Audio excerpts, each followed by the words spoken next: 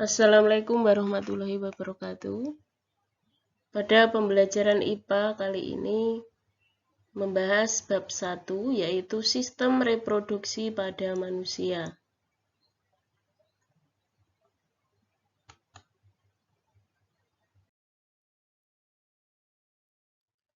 Pembahasan kita kali ini adalah tentang pembelahan sel.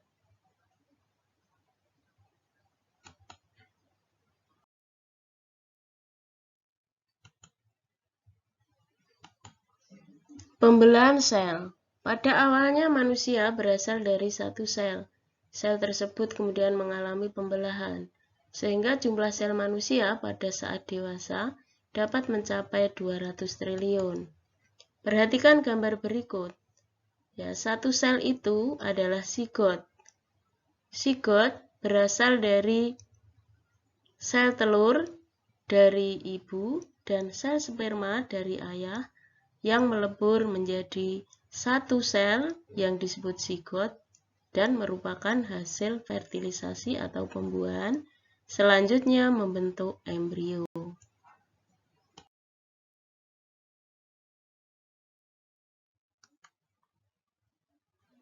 Alasan sel mengalami pembelahan adalah untuk yang pertama pertumbuhan, yang kedua untuk perbaikan, jadi apabila terjadi luka, sel-sel yang telah rusak akan diganti dengan sel-sel yang baru sehingga luka menutup kembali. Kemudian yang ketiga adalah reproduksi.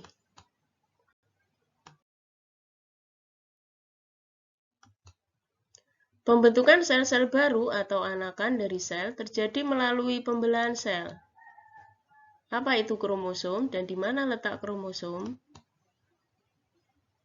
Jadi kita pada kelas 7 telah mempelajari tentang organisasi kehidupan. Ya, di situ kita mengenal sel. Ya. Di dalam sel ada nukleus. Di dalam nukleus ada kromosom. Kromosom adalah materi genetik yang berperan di dalam pewarisan sifat. Kromosom terletak di dalam nukleus atau inti sel. Pembelahan sel dibedakan menjadi pembelahan mitosis dan pembelahan meiosis. Pembelahan mitosis.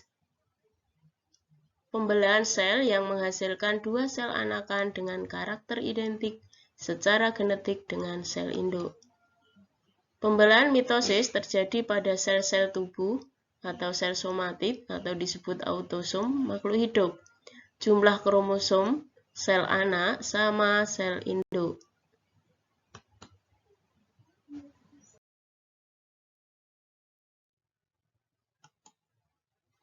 Kromosom 2N atau diploid.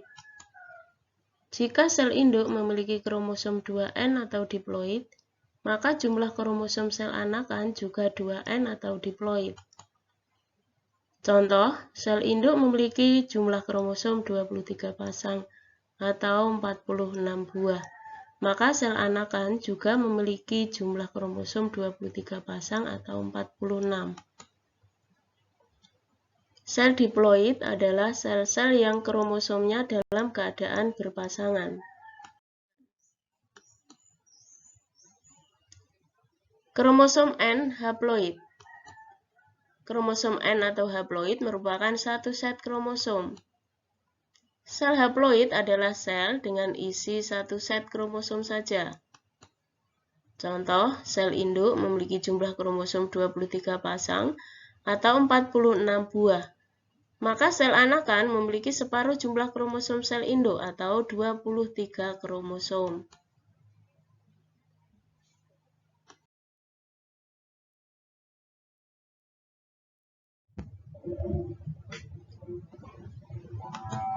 Fase-fase pembelahan mitosis. 1. Profase, 2. Metafase, 3. Anafase, 4. Telofase. Pada fase profase, kromosom sudah mengganda kemudian memadat. Membran inti mulai rusak menjadi bagian-bagian kecil atau fragmen. Fase metafase, kromosom berjajar pada bidang pembelahan. fase anafase, kromosom bergerak menuju kutub yang berlawanan. Pada akhir anafase, kedua kutub sel memiliki kromosom yang jumlahnya sama. Fase telofase, membran inti mulai kembali bergabung. Terbentuklah dua sel anakan yang bersifat diploid.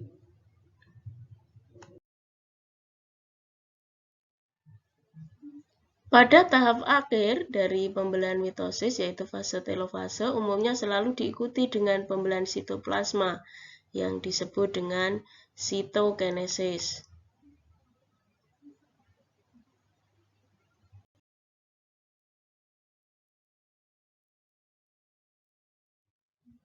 Pembelahan meiosis atau biasa disebut juga dengan pembelahan reduksi. Pembelahan sel yang menghasilkan 4 sel anakan, yang masing-masing sel anakan hanya memiliki separuh dari jumlah kromosom sel induk.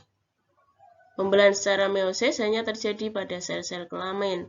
Pembelahan ini berfungsi untuk menghasilkan sel gamet, yaitu sel telur atau sel sperma.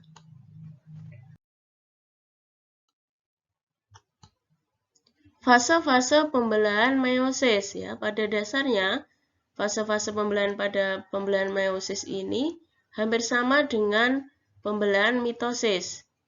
Jadi ada 4 fase yang mulai dari profase, metafase, anafase, dan telofase.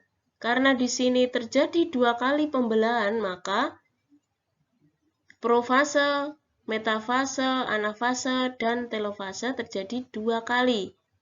Ya, tahap 1 dan tahap 2, sehingga di sini ada profase 1, metafase 1, anafase 1, telofase 1, kemudian profase 2, metafase 2, anafase 2, dan telofase 2.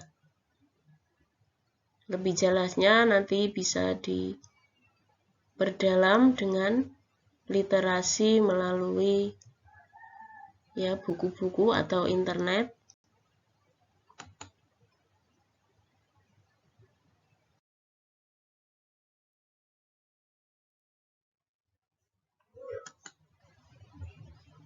Demikian tadi materi tentang pembelahan sel. Wassalamualaikum warahmatullahi wabarakatuh.